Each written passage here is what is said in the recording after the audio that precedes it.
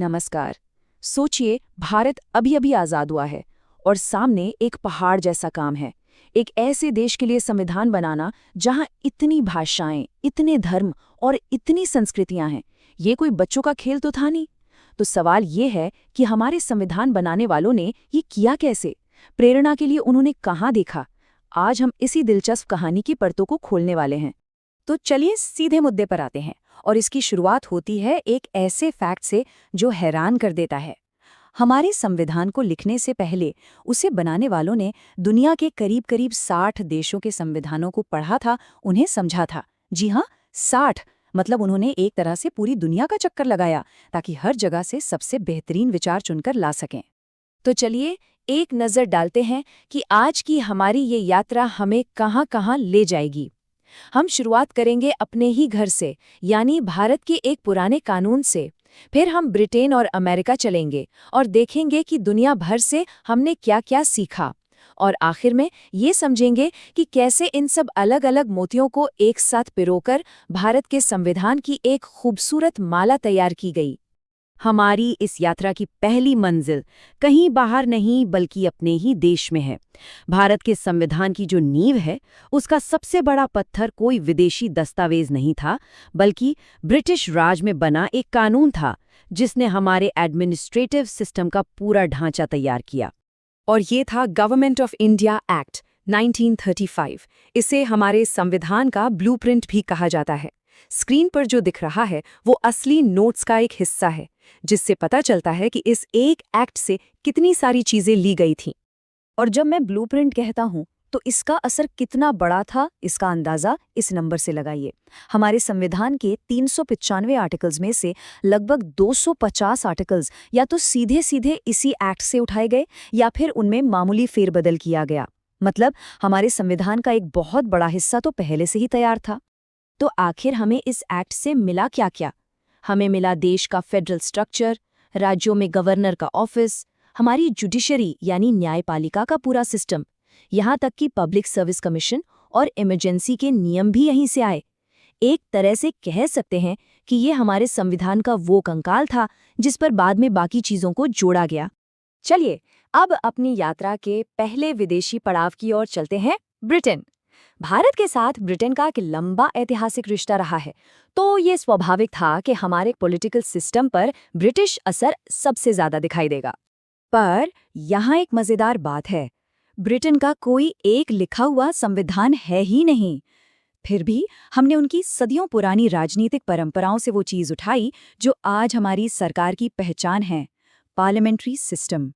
तो ब्रिटेन से हमने क्या सीखा? हमने सरकार चलाने का वो तरीका सीखा जहां प्रधानमंत्री और उनकी कैबिनेट संसद को जवाब देती है। हमने रूल ऑफ लॉ का सिद्धांत सीखा, जिसका मतलब है कि कानून सबसे ऊपर है, कोई व्यक्ति नहीं। और यहीं से हमें सिंगल सिटीजनशिप यानी एकल नागरिकता का आइडिया भी मिला। हमारा अगला स्टॉप है यूनाइटेड स्टेट्स ऑफ अमेरिका। अगर ब्रिटेन ने हमें सरकार का ढांचा दिया तो ये कहना गलत नहीं होगा कि अमेरिका ने हमें हमारे अधिकारों की आत्मा दी। अमेरिका का संविधान, जो दुनिया का सबसे पुराना लिखा हुआ संविधान माना जाता है, हमारे लिए एक बहुत बड़ी प्रेरणा बना। यहाँ से हमने वो विचार उठाए जो आम नागरिक को मजबूत बनाते हैं और सरकार की ताकत को कंट्रोल में रखते हैं। सबसे ज़रूरी चीज़ जो हमने यहाँ से ली वो थे फंडामेंटल राइट्स यानी मौलिक अधिकार। इसके अलावा न्यायपालिका को आज़ाद रखने का आइडिया और जुडिशियल रिव्यू की ताकत भी अमेरिकी संविधान से ही प्रेरित है। यहाँ तक कि हमारे संविधान की शुरुआत में जो शब्द हैं, हम भारत के लोग, वो भी अमेरिकी प्रस्तावना वी द पीपल की ही गूंज हैं। तो ये जुडिशियल रिव्यू होता क्या है? एकदम आसान भाषा में समझे तो ये सुप्रीम कोर्ट की वो पावर है जिससे वो ये चेक कर सकती है कि संसद ने जो कानून बनाया है या सरकार ने जो आदेश दिया है वो कहीं संविधान के खिलाफ तो नहीं है, और अगर ऐसा है तो कोर्ट उसे रद्द कर सकती है। ये संविधान को बचाने वाला एक बहुत ही पावरफुल टूल है। लेकिन ये सफर सिर्फ ब्रिटेन और अमेरिका पर खत्म नहीं हुआ। हमारे संविधान बनाने वालों ने दुनिया के कोने कोने में झांका, ये देखने के लिए कि भारत की खास जरूरतों के लिए सबसे अच्छे आइडियाज कहाँ मिल सकते हैं। ये स्लाइड दिखाती है कि हमारे संविधान निर्माता एक ग्लोबल खोज पर थे। देखिए, उन्होंने आयरलैंड से डायरेक्टिव प्रिंसिपल्स लिए जो सरकार को बताते हैं कि एक अच्छा राज्य कैसे बनाना है। कनाडा से हमने सीखा कि केंद्र को मजबूत रखते हुए भी राज्यों को पावर कैसे दी जाए। ऑस्ट्रेलिया से कॉन्करेंट लिस्ट का आइडिया आया और जर्मनी से हमने ये सीखा कि इमरजेंसी के वक्त फंडामेंटल राइट्स को कैसे सस्पेंड किया जा सकता है। और ये तलाश जारी रही।